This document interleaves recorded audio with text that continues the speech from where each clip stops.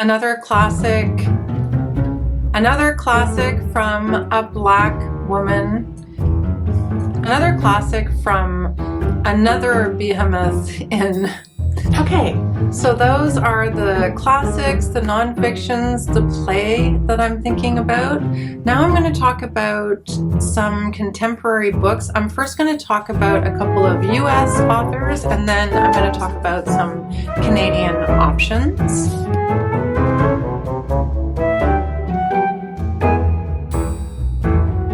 Hi everyone, it's me, Jess. Welcome to another video.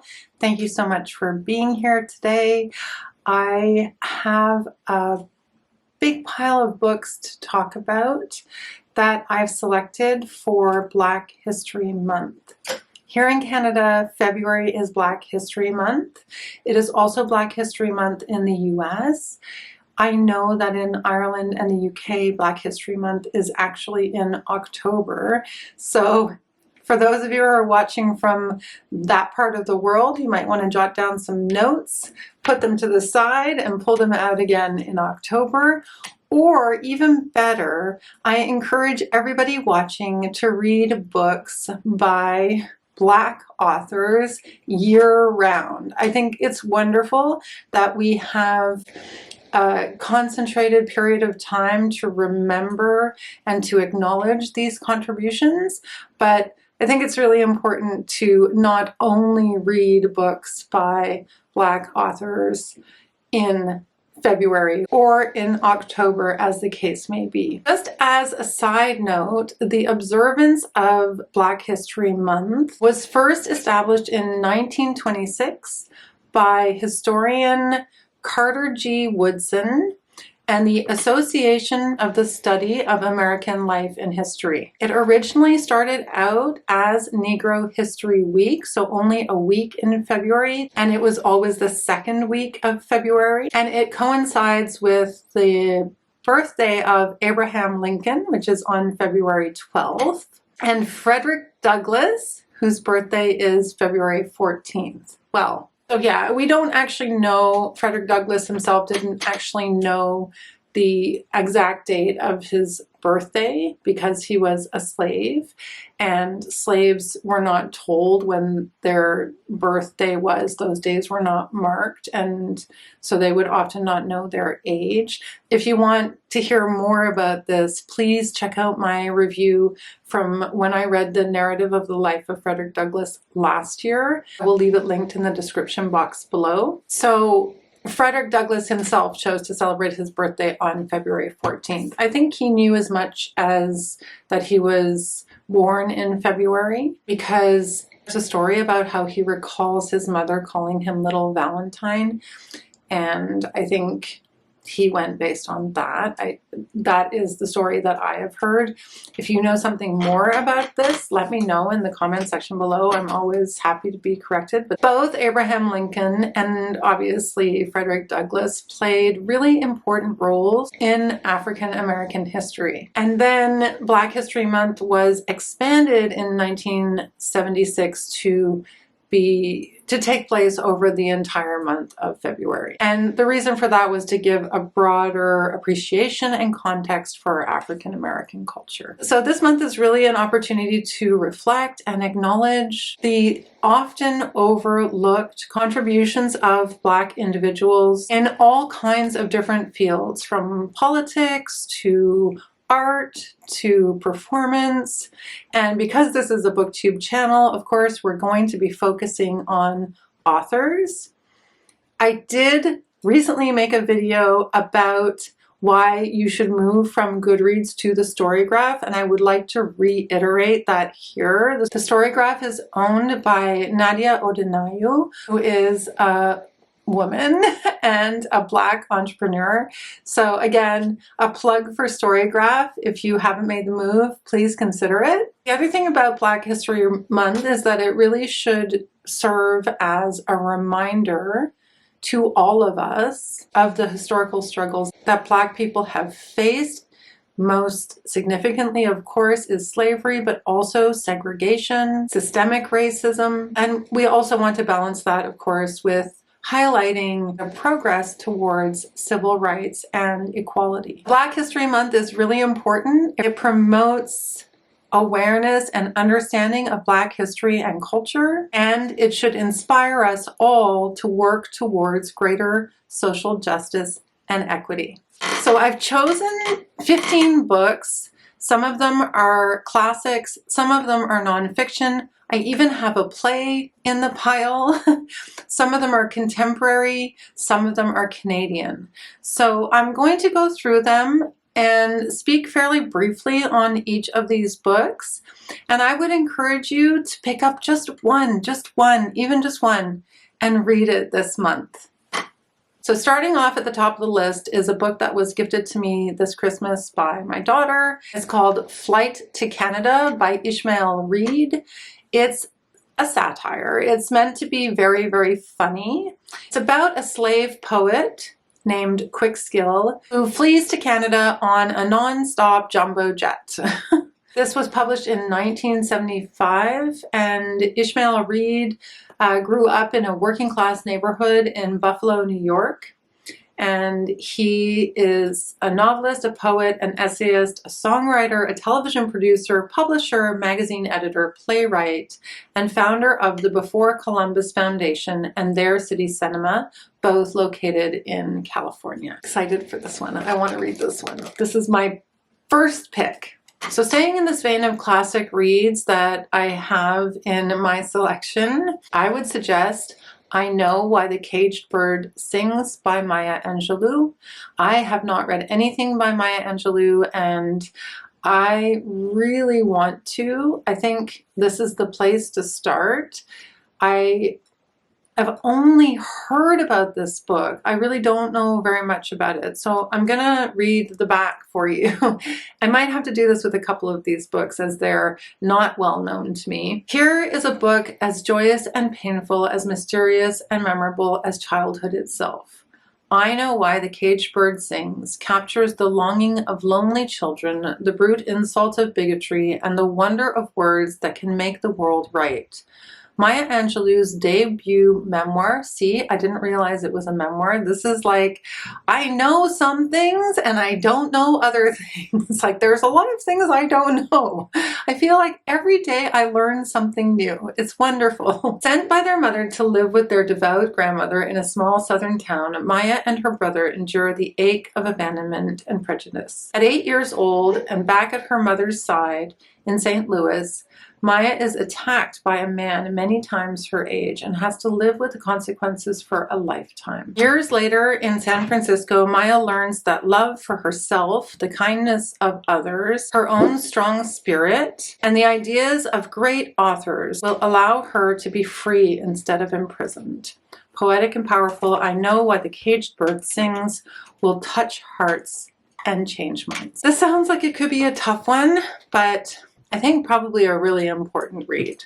Tried to pick as diverse a group of books as I possibly can in terms of genders and sexual orientation of our authors, so just keep that in mind. The next book is another classic that really wasn't on my radar, and I wanted to highlight it today because it's a new discovery for me as well, called The Street by Ann Petry. Ann Petry was a novelist, short story writer, and writer of books for young people, and she was one of America's most distinguished authors. She has written other books. Her other books are The Narrows, Country Place, and Miss Muriel and Other Stories. She also wrote the middle-aged biography, Harriet Tubman, Conductor on the Underground Railroad, which was named an ALA notable book and the New York Times Outstanding Book. The Street, this one, was originally published in 1946, and it's her debut novel. So The Street follows the spirited Ludi Johnson, a newly single mother whose efforts to claim a share of the American dream for herself and her young son meet frustration at every turn in 1940s Harlem. Opening a fresh perspective on the realities and challenges of Black female working class life, The Street became the first novel by an African American woman to sell more than 1 million copies.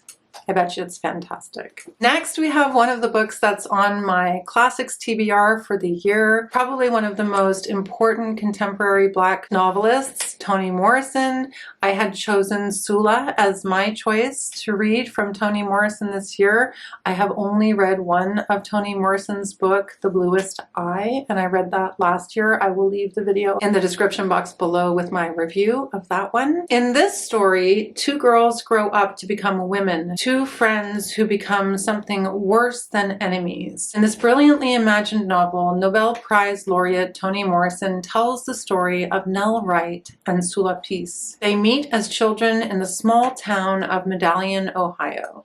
Their devotion is fierce enough to withstand bullies and the burden of a dreadful secret. It endures even after Nell has grown up to be a pillar of the Black community, and Sula has become a pariah. But their friendship ends in an unforgivable betrayal, or does it end?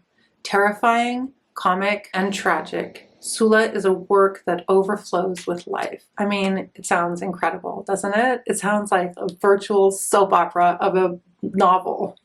Another classic from another giant in Black literature, also a woman, Octavia Butler's The Parable of the Sower.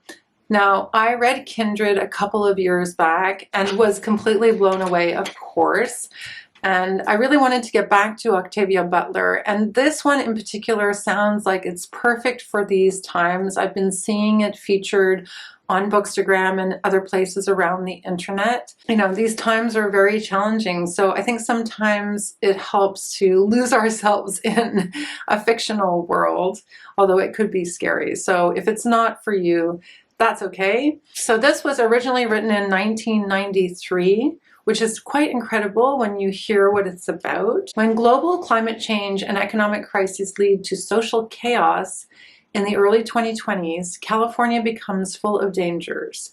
From pervasive water shortages to masses of vagabonds who will do anything to live to see another day. 15-year-old Lauren Olamina lives inside a gated community with her preacher father, family, and neighbors, sheltered from the surrounding anarchy.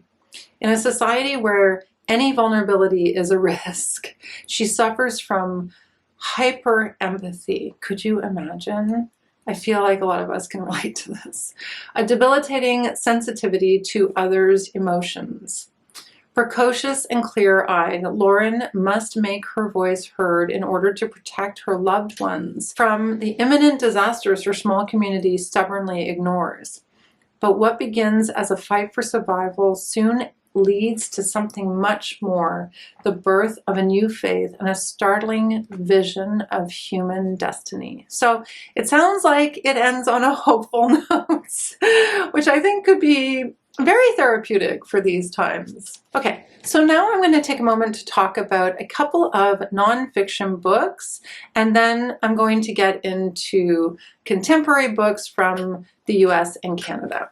These two books, one is about colonialism and one is about abolitionism. So I think that these are great for educating yourself during Black History Month. First is Discourse on Colonialism by Aimé Césaire, translated by Joan Pickmann. This book was originally published in France in 1955. It has profoundly influenced generations of scholars and activists at the forefront of the liberation struggles of Africa, Latin America, and the Caribbean. Nearly 20 years later, when published for the first time in English, Discourse on Colonialism inspired a new generation engaged in the civil rights, Black power, and anti-war movements. Césaire eloquently describes the brutal impact of capitalism and colonialism on both the colonizer and the colonized, exposing the contradictions and hypocrisy implicit in Western notions of progress and civilization upon encountering the savage and primitive and uncultured. He reaffirms African values, identity, and culture, and their relevance, reminding us that the relationship between consciousness and reality is extremely complex,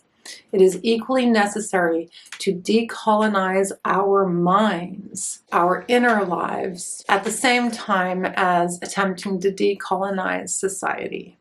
This is a very thin book, and I think that, yeah, maybe everyone should just commit to reading this one this month. So the other nonfiction book that I picked up is actually a Canadian book, and it's actually published out of Halifax, Nova Scotia. It's called Abolitionist Intimacies by Elle Jones. Elle Jones is a poet, journalist, professor, and activist living in Halifax.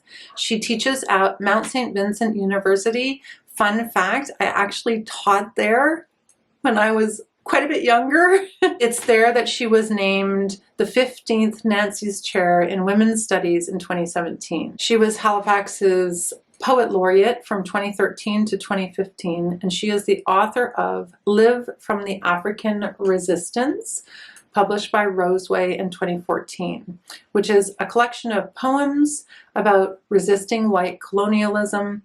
Her work focuses on social justice issues such as feminism, prison abolition, anti-racism, and decolonization. In this book, she examines the movement to abolish prisons through the Black feminist principles of care and collectivity.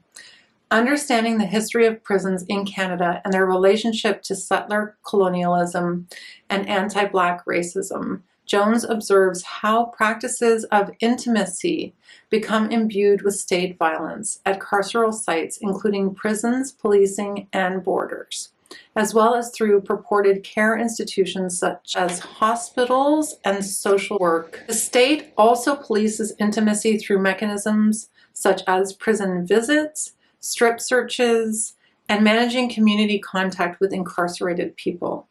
Despite this, Jones argues intimacy is integral to the ongoing struggles of prisoners for justice and liberation through the care work of building relationships and organizing with people inside.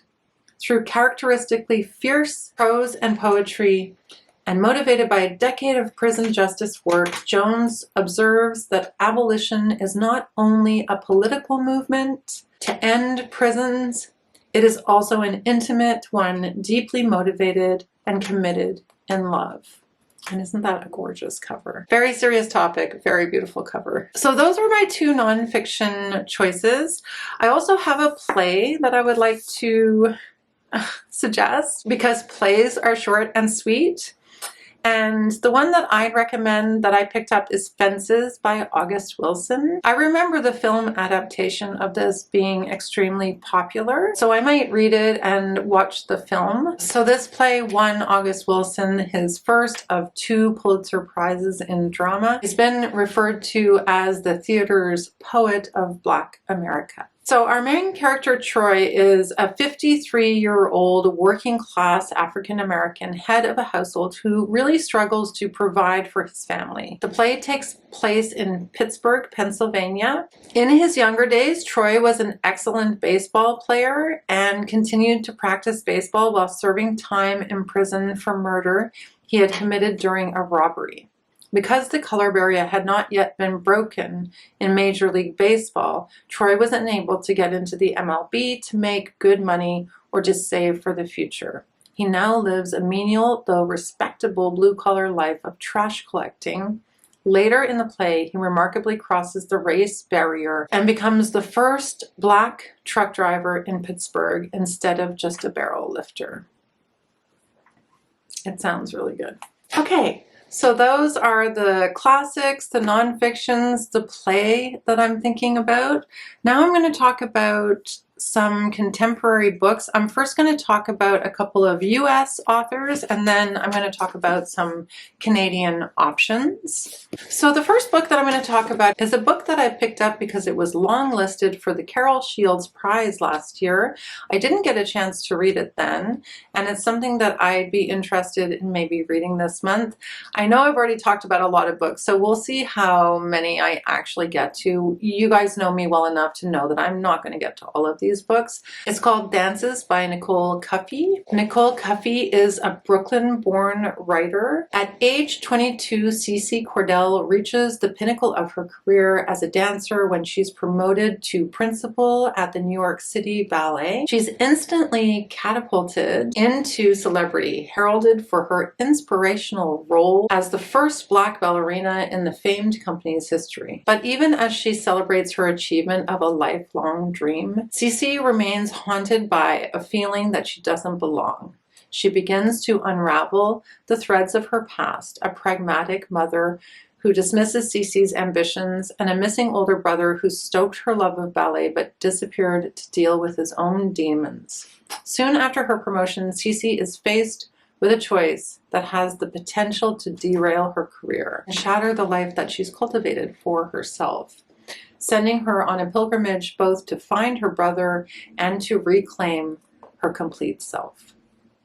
So I don't know if anyone's read this. If there are other booktubers watching or anyone else who read this for the Carol Shields Prize, do let me know in the comment section below what you thought of it. Next we have Honey Girl by Morgan Rogers. I had picked this book up a couple of years ago and just never got to it. This is more of a romance. Morgan Rogers is a queer Black millennial, and she writes books for queer girls who are looking for their place in the world. She lives in Maryland. In this story, we have a newly minted PhD, Grace Porter, who goes on a girls' trip to Vegas to celebrate. She's a straight-A, hardworking, high achiever, and she is not the kind of person who goes to Vegas and gets drunkenly married to a woman whose name she doesn't know. This sounds fun, until she does exactly that. Okay, so I don't even have to read it anymore from the back to know that this would be pretty fun. That's a great premise. Difficult Women by Roxanne Gay. Roxanne Gay, I love. This was a gift to me quite some time ago. Difficult Women tells of hard scrabble lives, passionate loves, and marriages both tender and haunted by past crimes or emotional blackmail.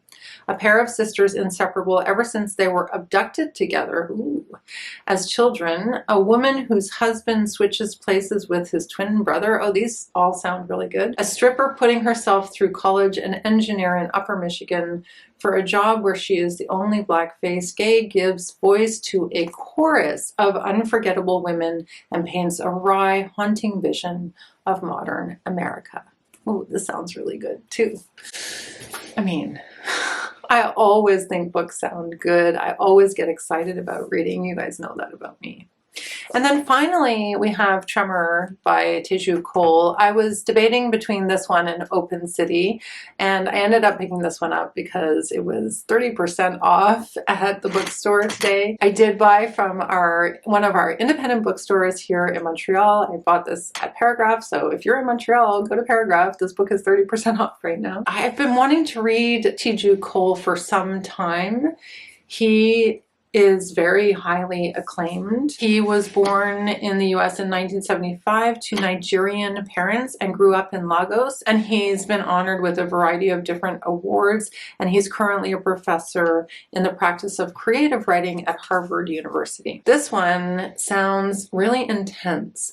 The weekend spent antiquing is shadowed by the colonial atrocities that occurred on that land. A walk at dusk is interrupted by casual racism. A loving marriage is riven by mysterious tensions, and a remarkable cascade of voices speak out from a pulsing metropolis. We experience these events and others through the eyes and ears of Tunde, a West African man currently working as a photography teacher on a renowned New England campus. He is a reader, a listener, a traveler, drawn to stories from history and epic stories of friends, family, and strangers. Stories found in books and films. Together, these stories make up his days.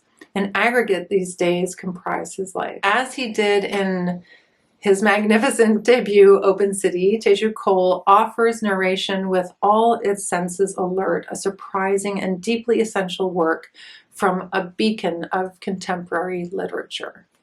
Yes, I really want to read this too. And then finally, I have 3 Canadian books that I want to talk about. Last year at this time, I read Junie, which was all about Black women growing up in Vancouver in the 1930s and her single mom. It was really good, I thought. And I've also read The Sleeping Car Porter by Suzette Mayer, so those would be great Canadian stories by Black women. The ones that are on my shelf that are calling to me and that have been calling to me for some time are, and I've talked about this one on my channel before, In the Upper Country by Kai Thomas. This is about escaping slavery and coming to Canada. In the 1800s in Dunmore, a Canadian town settled by people fleeing enslavement in the American South, young Lucinda Martin works for a crusading Black journalist. I'm sorry for the light. I'm losing my daylight as I film. One night, a neighboring farmer summons Lucinda after a slave hunter is shot dead by an old woman who recently arrived via the Underground Railroad. The woman refuses to leave before the authorities arrive, and Lucinda must gather testimony from her before she can be condemned. But the old woman doesn't want to confess. Instead, she proposes a barter, a story for a story. And so begins an extraordinary exchange of tales that traces the path of the Underground Railroad from Virginia to the Great Lakes communities of Michigan and Canada, revealing the interwoven history of Black and Indigenous peoples of North America in an entirely new and resonant way, and challenging everything Lucinda thought she knew about her family's past. This sounds so good. And I know it's good because I've heard so many people talk about how great it is. How am I going to choose what to read? I always have the same problem. The next one is Reproduction by Ian Williams. This I picked up because Ian Williams was the chair of the Giller Prize jury. Not last year because the Giller Prize was a problem, but I think the year before.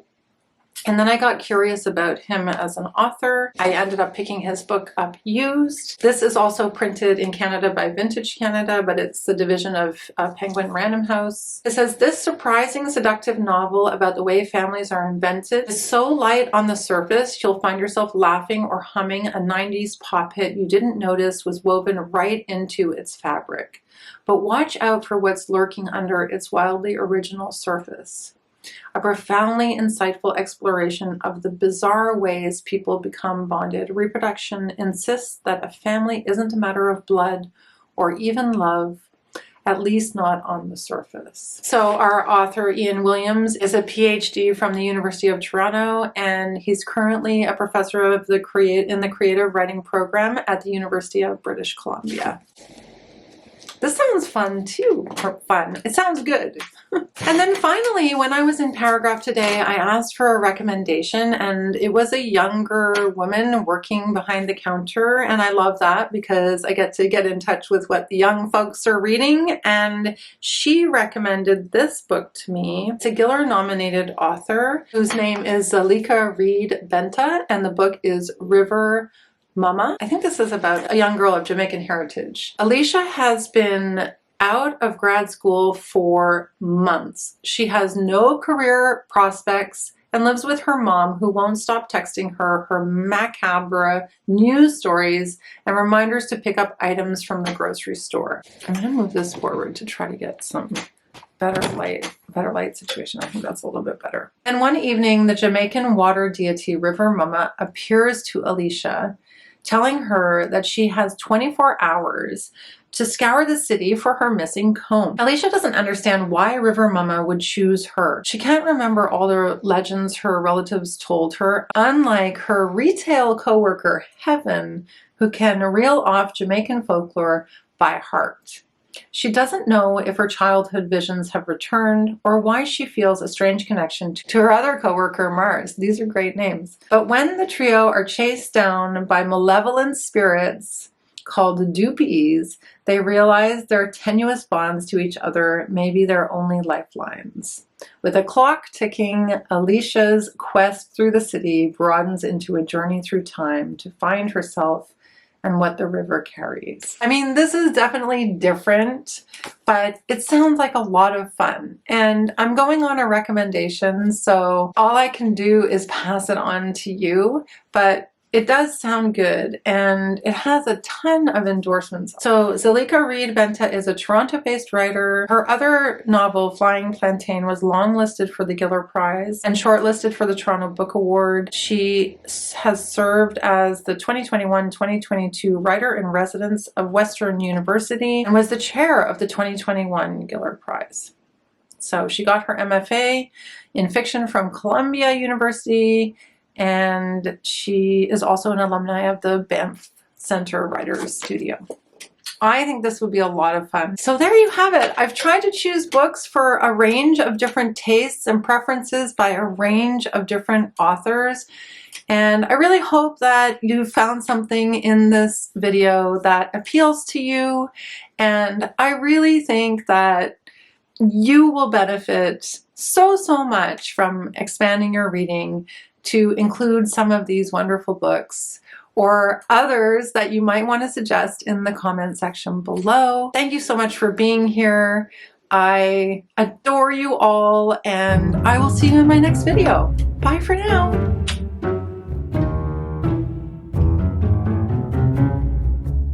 Then one evening, I wish I could get better light. In this story, we have a newly, my light is gone. She's instantly, meaning he may have more than one. How come I don't know anything about August Wilson? Good Lord. It says who is a black American female entrepreneur.